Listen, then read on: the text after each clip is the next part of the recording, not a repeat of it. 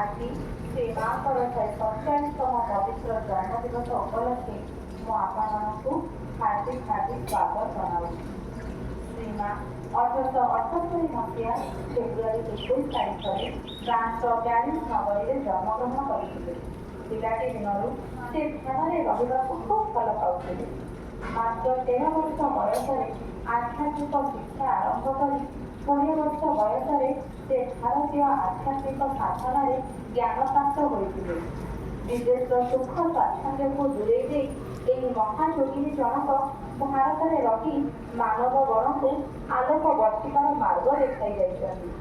ଆଜିର ଏହି ସୁନ୍ଦର ଦିବସ ଉପଲକ୍ଷେ ଆମ ବିଦ୍ୟାଳୟର କାର୍ଯ୍ୟକ୍ରମ ଗୁଡ଼ିକ ହେଲା: ସକାଳ 7:50ରେ ମାତୃ ପତାକା ନିକଟରେ ସମବେତ, 7:57 2 ମିନିଟ୍ ପାଇଁ ନିରବ ଧ୍ୟାନ, ସକାଳ 8ଟାରେ ଆମ ବିଦ୍ୟାଳୟର ଡେପୁଟି ମ୍ୟାନେଜିଂ ଟ୍ରଷ୍ଟି ଶ୍ରୀଯୁକ୍ତ ପ୍ରଦୀପ୍ତ କୁମାର ପଣ୍ଡା ମହୋଦୟଙ୍କ ଦ୍ୱାରା ମାତୃ ପତାକା ଉତ୍ତୋଳନ, 8:03ରେ ବନ୍ଦେ ମାତରମ୍ ଗାନ।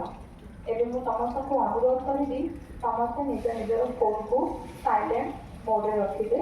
ପିଲାମାନେ ମାତୃ ପତାକା ଉତ୍ତୋଳନ ପରେ କେହି ବି ତାଳି ମାରିବ ନାହିଁ ଆଉ ସମସ୍ତେ ନୀରବତା ଅବଲମ୍ବନ କରିବ।